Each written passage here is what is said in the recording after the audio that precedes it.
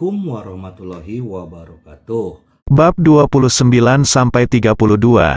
Tepat ketika Li Fugui memaafkan dan ingin mengatakan sesuatu yang baik, Gao Yunru telah berkata, "Fugui, kamu tidak perlu menjadi perantara untuknya. Aturan adalah dasarnya. Jika itu bukan kebetulan hari ini, aku akan merindukanmu." Itu pelanggan besar. Petugas itu tiba-tiba putus asa. Li Fugui menerimanya begitu dia melihatnya, melambaikan tangannya, dan berkata, "Saudari Gao, ini tidak terlalu serius. Saya hanya memesan beberapa bahan obat. Jika ini adalah klien besar, saya akan memberikannya kepada Anda jika Anda mau." "Itu, Fugui, kamu masih memiliki bahan obat ini." "Berapa?" Gao Yunru jelas sangat tertarik dengan bahan obat. Li Fugui secara alami tidak akan mengaku, tetapi berkata dengan samar, "Saudari Gao, Anda pasti tidak akan membiarkan saya menderita. Selama saya memiliki bahan obat dan permainan di masa depan, saya akan mengirimkannya kepada Anda, oke?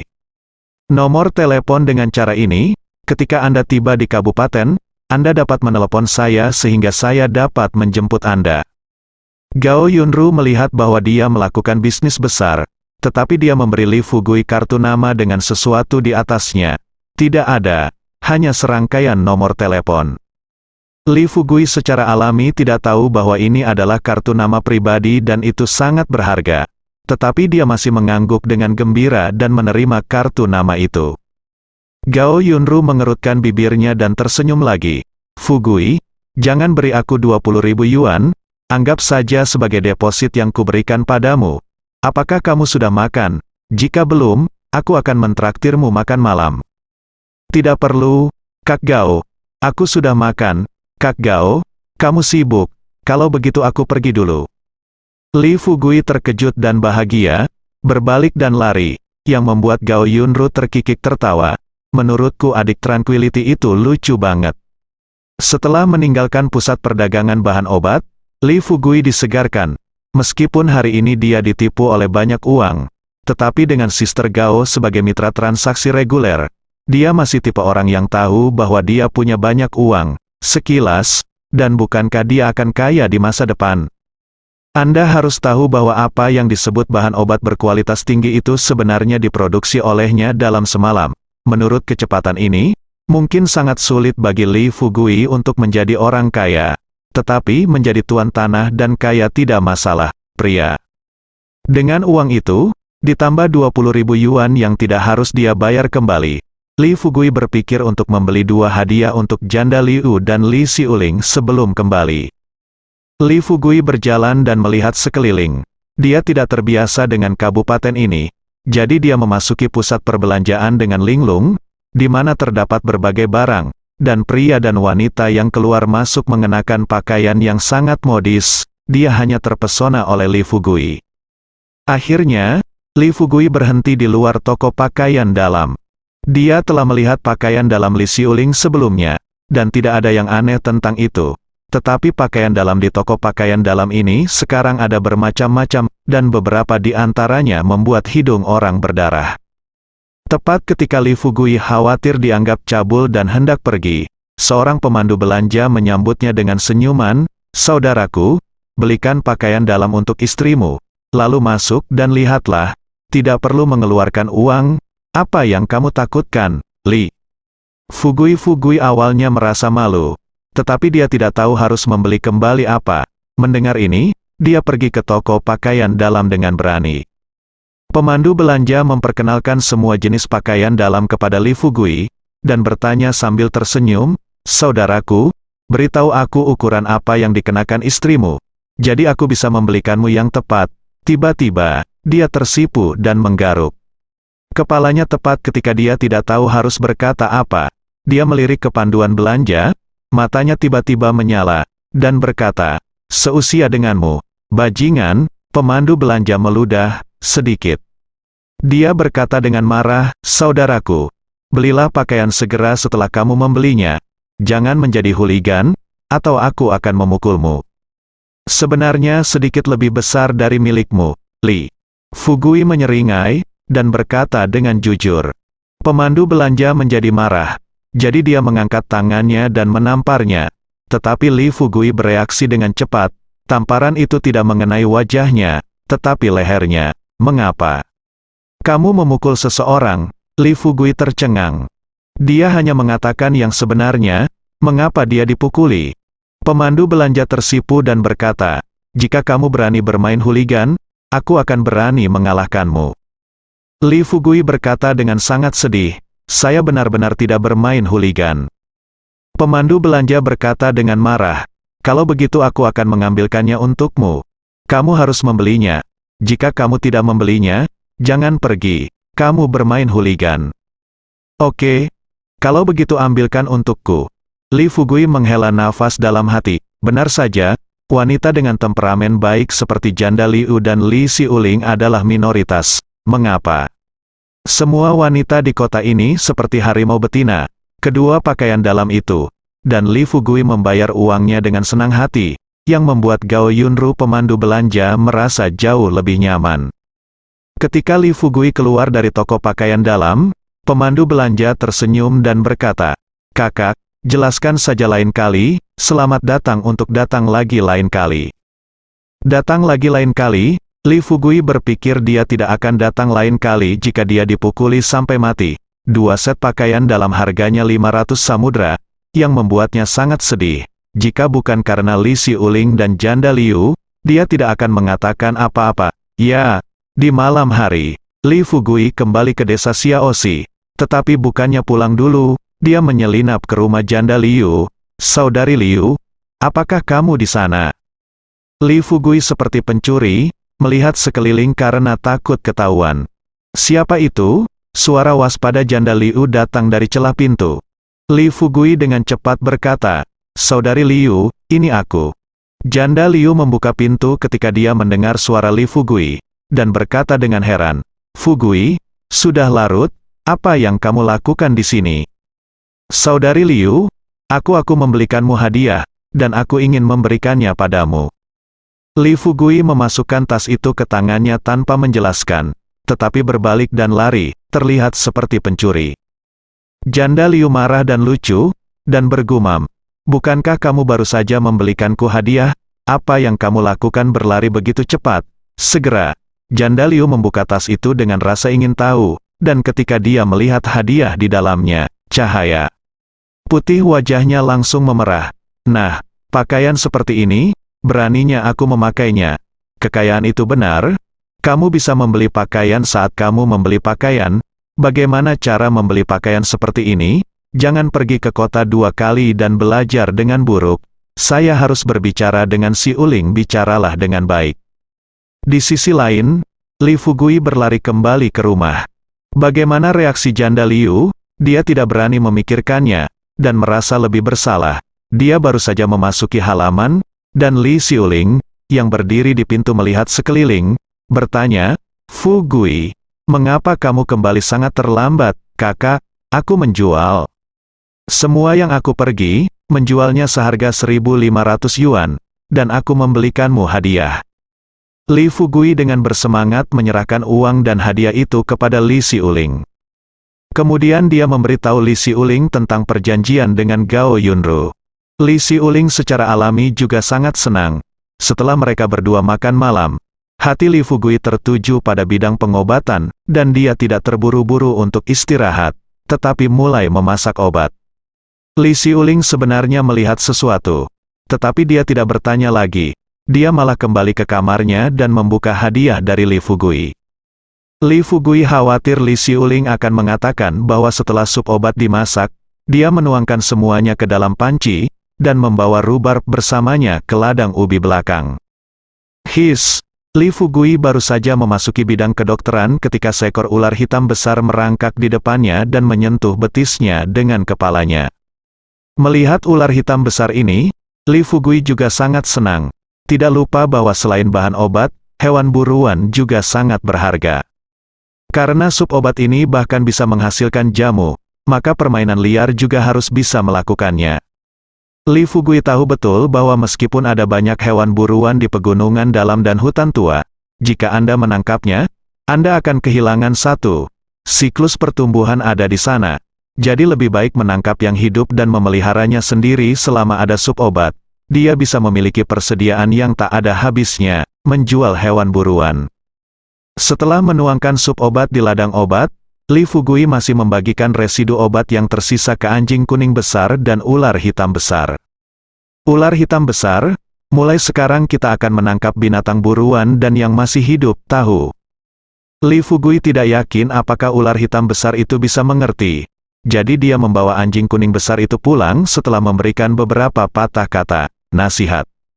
Setelah mandi, Li Fugui baru saja akan kembali ke kamarnya ketika dia mendengar Li Xiuling berteriak dari kamar. Fugui, masuk. Li Fugui berpikir bahwa Li Xiuling ada sesuatu yang harus dilakukan. Jadi dia membuka pintu dan masuk ke dalam. Li Xiuling sedang berbaring di tempat tidur, terbungkus selimut dengan erat, dan berkata dengan nada gugup, Fugui, matikan lampunya, oh. Li Fugui dengan jujur mematikan lampunya, tetapi dia bahkan lebih bingung. Ruangan itu gelap, hanya cahaya bulan yang masuk dari jendela dan menjadi satu-satunya penerangan. Dalam kegelapan, Li Xiuling tiba-tiba berkata dengan suara rendah, Fugui, kamu, cepat naik. Ah, Li Xiuling berkata dengan suara gemetar, Fugui, kamu, apakah kamu menginginkan itu? Hati Li Fugui berkedut, dia merasa darahnya mendidih, dan dia bergumam, aku mau. Li Xiuling mendengus pelan dan berkata, kalau begitu kamu masih. Li Fugui terengah-engah, dan meraba-raba tempat tidur Li Xiuling dalam kegelapan. Fugui, katakan pada dirimu sendiri, apakah kamu gagal belajar di kota?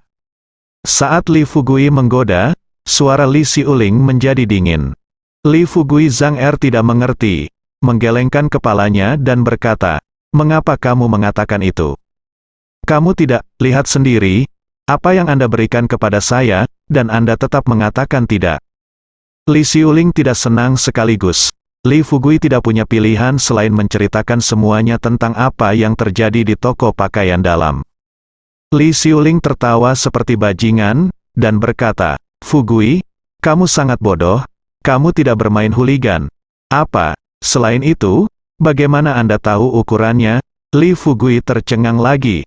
Bagaimana dia bisa menjawab kata-kata seperti itu? Dia tidak bisa mengatakan bahwa dia telah melihatnya secara diam-diam, tetapi pada saat ini, Li Xiuling tiba-tiba berkata, Fugui, senang memilikimu dalam hidup ini. Lebih besar dari keesokan harinya, meskipun kulit Li Xiuling seputih salju dan temperamennya berdebu, jelas ada jejak pesona seorang wanita muda di antara alis dan matanya. Li Fugui cekikikan bahkan saat menyikat giginya, mengenang perasaan tergila-gila itu. Namun, Li Fugui merasa sedikit bersalah. Dia sekarang tahu bahwa ketika orang-orang di kota menikah, mereka selalu ingin mengambil foto pernikahan, mengadakan jamuan makan besar, pergi berbulan madu, dan sebagainya. Tapi dia dan Li Xiuling bergabung dengan sangat tergesa-gesa. Li Fugui diam-diam bersumpah di dalam hatinya bahwa ketika dia punya uang, dia juga akan memberikan barang-barang ini kepada Li Xiuling, sehingga dia layak mendapatkan posisi Li Xiuling di hatinya. Setelah makan, Li Fugui naik ke gunung belakang. Sekarang semua benih telah ditanam. Selama Li Fugui terus melahirkan, energinya akan terus tumbuh. Tetapi ketika Li Fugui memasuki bidang kedokteran, dia menemukan bahwa ada beberapa burung pegar lagi di bidang kedokteran, dan beberapa kelinci seputih salju tergeletak di punggung bukit.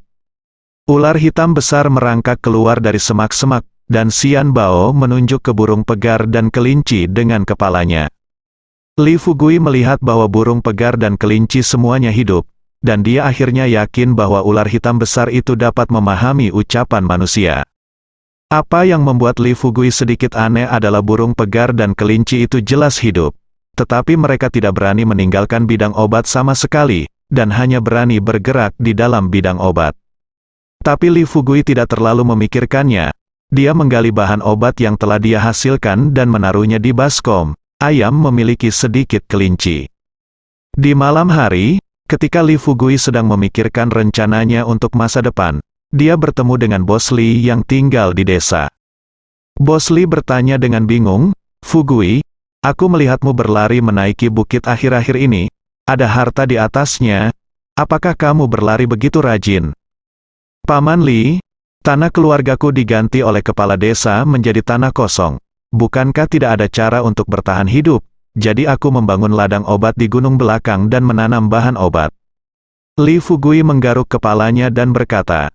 Tetapi Bos Li tertawa dan berkata, Fugui, bukan Paman Li yang membicarakanmu.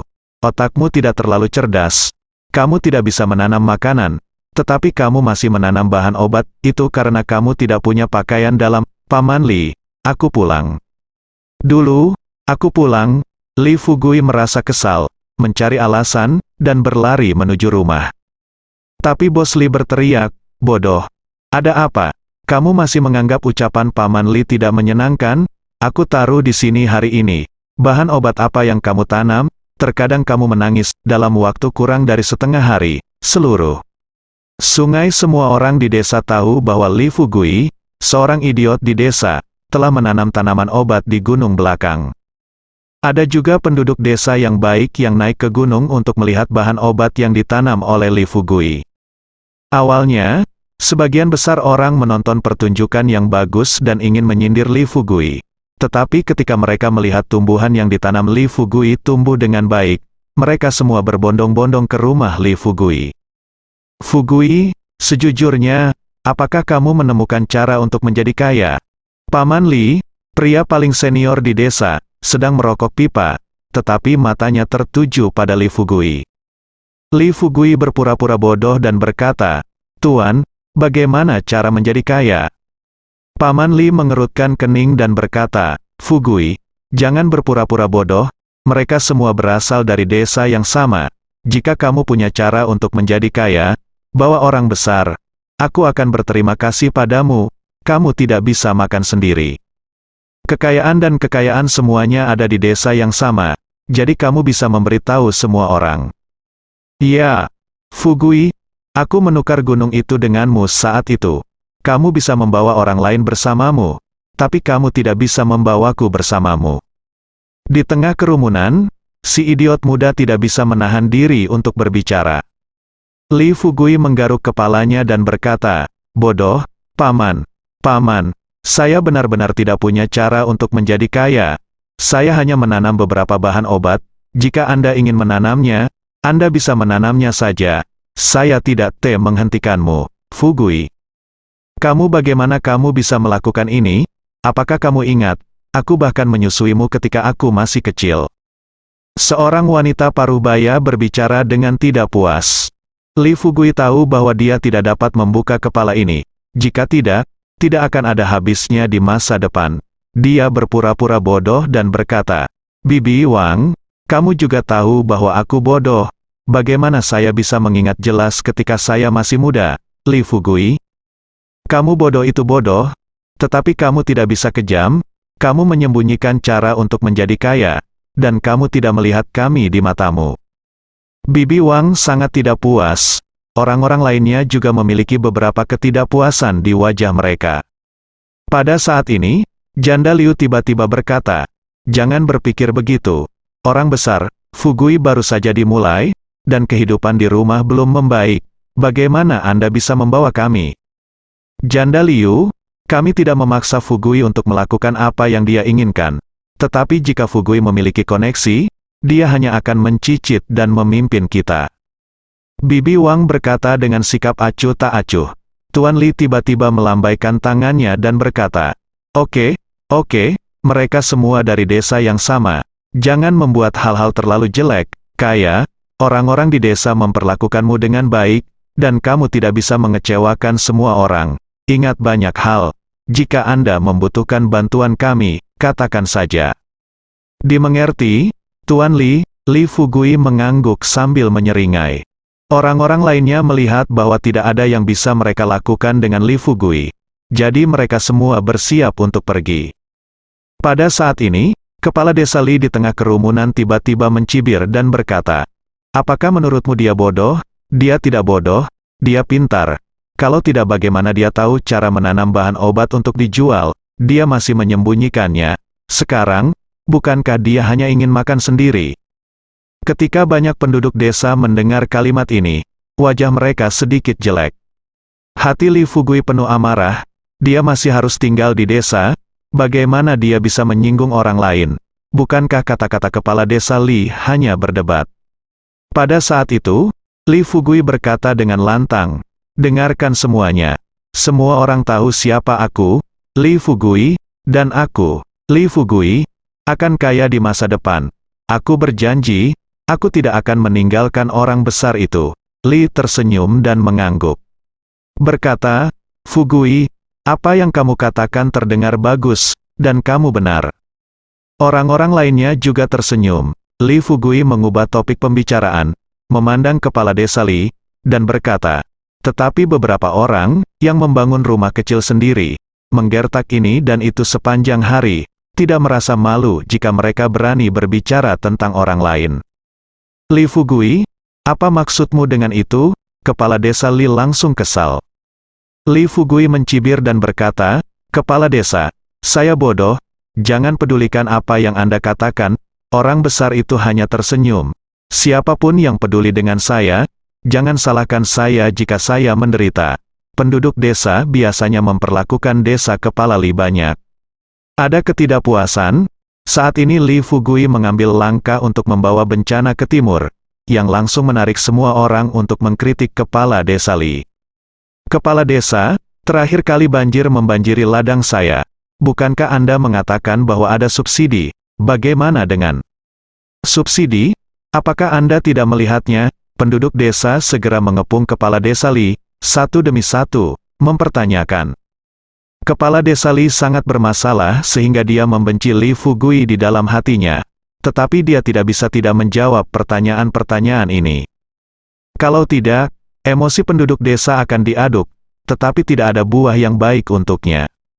Fugui, siapa bilang kamu bodoh? Kakakku menganggap kamu sangat pintar. Kata Li Xiuling sambil tersenyum. Janda Liu juga menghela nafas lega. Dia tentu saja tidak ingin terjadi sesuatu pada Li Fugui. Setelah menyelesaikan masalah ini, yang tidak diharapkan Li Fugui adalah keesokan harinya. Dia mendengar tentang hubungan kepala desa Li yang digigit ular. Semua penduduk desa di desa merayakan satu sama lain dan banyak berbicara. Namun, kepala desa Li tidak pernah mengungkapkan mengapa dia digigit ular tersebut, melainkan dilarikan ke rumah sakit. Li Fugui mencibir di dalam hatinya, dan merasa sedikit beruntung. Kepala desa Li ini mungkin ingin membuat masalah secara diam-diam dan menghancurkan ladang obatnya. Tetapi apa yang tidak pernah diharapkan oleh kepala desa Li adalah Li Fugui bisa menjinakkan ular hitam kecil dan merawatnya. 3 hari kemudian, Li Fugui dengan senang mengemas sekantong besar bahan obat, ditambah sekantong besar burung dan kelinci, dan memanggil sepeda roda 3 dari keluarga bodoh desa, dan mengantar mereka ke kota. Dalam perjalanan, lelaki bodoh itu berkata dengan iri, Fugui, aku tahu obat ini sangat berharga, kami telah berhubungan baik sejak kecil, kamu tidak bisa melupakan saudaramu, aku tidak akan pernah melupakannya jika ada pekerjaan yang harus dilakukan nanti, saya akan menelepon Anda dan memberi Anda uang setiap hari, jalan. Orang bodoh kedua sangat senang, tetapi juga merasa sedikit malu. Orang-orang di desa berpikiran sederhana, dan tidak banyak liku-liku. Hati Li Fugui menghangat, dia tidak berniat makan sendirian. Nyatanya, kecuali Tuan Li, kotoran tikus, penduduk desa lainnya tidak buruk sama sekali. Dia telah menghasilkan banyak uang, jika dia dapat membantu, dia secara alami akan membantu. Setelah Li Fugui tiba di kabupaten dengan membawa barang-barangnya, dia menyewa sepeda motor dan langsung pergi ke pusat perdagangan bahan obat. Ketika Li Fugui membayar uangnya dan hendak mengambil kedua tas itu sendiri, sesosok tubuh dengan tergesa-gesa berdiri di depannya. Adik laki-laki, apakah kamu masih ingat aku? Ini aku, Dahuangya. Dahuangya menyeringai dan menepuk bahu Li Fugui. Melihat Li Fugui seperti melihat kerabat. Kamu, ada apa? Li Fugui tersenyum dengan tenang. Dahuangya melirik kedua tas kulit ular yang dibawa Li Fugui, dan mengulurkan tangannya untuk membantu, berkata, saudaraku, kamu harus ke sini untuk menjual bahan obat lagi, semuanya untuk bisnis besar. Aku lupa terakhir kali aku memberi Anda nomornya, Jika Anda menjual jamu, berikan saja kepada saya menginginkannya. Li Fugui merunduk ke samping dan bertanya, sungguh, berapa yang akan Anda bayar kali ini? Da Huangya tersenyum malu-malu, menarik tangan, dan berkata, tidak perlu dikatakan, tentu saja itu pada harga terakhir. Jangan khawatir, saya tidak akan menipu Anda, saya hanya akan memberi Anda uang. Maaf, saya tidak menjualnya untuk masuk. Tapi Da Huangya mengejarnya dan berkata, saudaraku, aku tidak berbohong padamu. Jika kamu tidak puas dengan harganya, kita bisa membicarakannya. Banyak yang kamu jual ke orang lain. Bukankah aku perlu mengatakannya? Da Huangya berdalih dan berkata, saya menghasilkan uang, tetapi tidak banyak. Li Fugui tersenyum marah, dan berkata, apa yang telah saya lihat dengan mata kepala sendiri? Berapa banyak yang harus saya lakukan? Berikan, apakah Anda juga memberitahu saya siapa yang menjualnya? Wajah Da Huangya sedikit berubah, dan dia mencoba membujuknya berulang kali. Tetapi Li Fugui mengabaikannya dan langsung masuk ke dalam.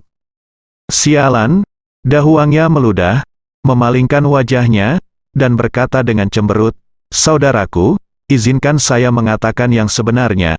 Anda hanya dapat menjual bahan obat ini kepada saya. Jika tidak, saya tidak akan membiarkan Anda keluar dari kabupaten ini. Percaya atau tidak? Pergi. Li Fugui mencibir dan menendang Big Yellow Fang ke samping hanya dengan sedikit kekuatan. Lalu membawa bahan obat memasuki toko Gao Yunru. Gao Yunru tidak ada di sini. Tapi pegawai di toko itu adalah wajah baru. Ketika dia melihat Li Fugui, dia langsung tersenyum dan berkata, kamu Tuan Li Fugui, kan? Kakak Gao tidak ada di sini sekarang, aku akan meneleponnya. Li Fugui mengeluarkan ponselnya dan menelepon Gao Yunru.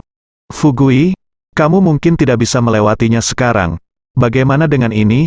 Apakah kamu sedang terburu-buru? Jika kamu sedang terburu-buru, kamu datang ke Hotel King Long. Aku di sini. Gao, saya akan datang ke sini sekarang. Dia akan membawa bahan obat. Tetapi petugas itu tersenyum dan berkata, jangan repot-repot, bahan obatnya bisa tinggal di sini. Saya akan mengambil foto dan mengirimkannya ke saudari Gao.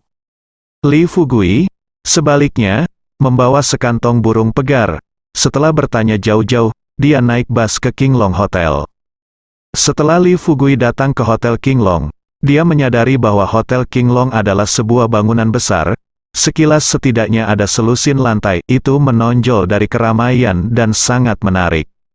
Apa yang Sister Gao lakukan untuk menjadi begitu kaya? Li Fugui menggumamkan beberapa patah kata, merasa lebih bersemangat. Dengan lini Sister Gao sebagai outlet penjualan, itu berarti dia tidak perlu khawatir dengan penjualan bahan obat, yang berarti dia memiliki aliran uang yang stabil. Berhenti? Apa yang kamu lakukan? Li Fugui hanya ingin masuk ketika dua penjaga keamanan berjalan dengan cemberut. Saya mencari Sister Gao, kata Li Fugui dengan jujur. Penjaga keamanan mencibir, dan berteriak, saudari Gao juga dipanggil olehmu, itu bos kami. Tu Lao Mau, kamu juga bisa masuk ke sini, keluar dari sini. Apakah kamu mendengarku? Li Fugui balas dengan marah. Kamu tidak mulia? Di mana rasa superioritasnya? Li Fugui tidak mengelak atau mengelak, mengulurkan satu tangan, mencengkeram tinju satpam itu dengan keras. Tidak peduli seberapa keras satpam itu berusaha, dia tidak bisa melepaskan diri. Kamu akan membuat masalah, kan? Berani datang ke Hotel King Long kami untuk membuat masalah. Penjaga keamanan lainnya terkejut, khawatir dia tidak akan bisa berurusan dengan Li Fugui. Jadi dia berteriak keras, dengan jentikan pergelangan tangannya. Li Fugui mengusir satpam itu, lalu mengeluarkan ponselnya, langsung menelepon Gao Yunru, dan menjelaskan masalah itu dengan ringkas. Ketika Li Fugui meletakkan teleponnya, dia melihat lebih dari selusin penjaga keamanan bergegas keluar dari hotel, memegang tongkat, dan mengelilinginya. Li Fugui mengerutkan kening, dan baru saja akan berbicara, satpam yang diusir berteriak dengan marah, saudaraku, panggil aku, jangan beri dia warna, lihat, aku tidak main-main hari ini. Lebih dari selusin pengawal bergegas menuju Li Fugui. Li Fugui mencibir dan berdiri tak bergerak di tempat. para penjaga keamanan berpikir bahwa Li Fugui telah ketakutan menjadi orang bodoh. Tetapi ketika mereka mendekat dan pulih, Li Fugui menyapu kakinya dengan kekuatan yang tepat, dan secara tak terduga menyapu 7 atau 8 penjaga keamanan ke tanah. Banyak pejalan kaki berhenti di jalurnya, menatap pemandangan ini dengan kaget, menatap Li Fugui seolah-olah mereka sedang menatap seorang master seni bela diri. Berhenti. Sampai saat ini, Gao Yunru datang dengan tergesa-gesa, dan kemudian dia sedikit terkejut. Dia menatap Li Fugui beberapa kali dengan matanya yang indah, lalu berkata dengan nada meminta maaf, "Maaf Fugui, aku terlambat." "Kakak Gao, tidak apa-apa, saya baru saja melakukan pemanasan. Tetapi Anda penjaga keamanan, tidak apa-apa melihat orang serendah anjing, dan Anda tidak perlu berkelahi, saya sarankan Anda ubahlah." Li Fugui menyeringai, "Tua, bos, kamu kenal dia?" Pada awalnya, ketika kedua penjaga yang menjaga gerbang melihat pemandangan ini, ketiga jiwa mereka kehilangan 7 jiwa mereka, dan mereka tidak dapat berbicara dengan lancar. Gao Yunru sedikit mengernyit, dan berkata dengan ringan, "Fugui adalah adik laki-laki saya dan tamu terhormat saya. Mengapa Anda tidak segera meminta maaf padanya?" "Kami," bentak kedua satpam itu, berlutut di depan Li Fugui, dengan ekspresi ketakutan dan memohon tanpa henti. Li Fugui bahkan lebih terkejut. Itu bisa menakuti dua penjaga keamanan ke dalam keadaan seperti itu, ditambah toko obat, dan hotel Qinglong ini. Siapa saudari Gao ini, yang begitu kaya? "Fugui, ayo pergi, ikutlah denganku dan duduk di kantorku." Gao Yunru menyapu matanya dan melihat banyak orang yang lewat mengeluarkan ponsel mereka. Wajahnya yang cantik sedikit tenggelam, dan dia berjalan masuk bersama Li Fugui pergi. Kedua satpam itu berkeringat di dahi mereka, sudah menyadari ada yang tidak beres. Dalam beberapa menit, Li Fugui mengikuti Gao Yunru ke kantor. Bertentangan dengan harapan Li Fugui, meskipun kantor Gao Yunru besar, dekorasinya sangat sederhana, tetapi jendela besar dari lantai ke langit-langit membuat Li Fugui iri. Dia juga menyukai perasaan melihat ke bawah ke tanah. "Fugui, saya telah membaca semua bahan obat yang Anda bawa. Mereka sangat bagus, kualitasnya sama seperti terakhir kali. Saya akan memberi Anda harga sesuai harga pasar, totalnya 50.000 yuan. Anda mengurusnya." Gao Yunru menangani semuanya. Dengan rapi, sambil berbicara, dia mengeluarkan 5 tumpukan uang kertas dari laci dan menyerahkannya kepada Li Fugui. Ketidakbahagiaan di hati Li Fugui segera menghilang. Dia menggaruk kepalanya sambil tersenyum dan berkata, "Saudari Gao, aku masih punya burung pegar di sini. Apakah kamu menginginkannya? Apakah ada lagi burung pegar dari terakhir kali?" Li Fugui dengan cepat membuka tas kulit ularnya dan berkata, "Nona Gao, lihat sendiri. Ini hampir sama dengan yang terakhir kali, dan harganya terserah Anda." Dari 800 buah, tentu saja, itu pasti permainan liar, dan Anda tidak bisa membodohi Nona Gao. Anda tahu, wajah cantik Gao Yunru menunjukkan senyuman, dan Li Fugui juga melihatnya, permainan itu penting baginya. Pada akhirnya, Li Fugui mendapat total 80.000 yuan dari Gao Yunru untuk bahan obat dan hewan buruan. Dia merasa sedikit bingung, bersambung.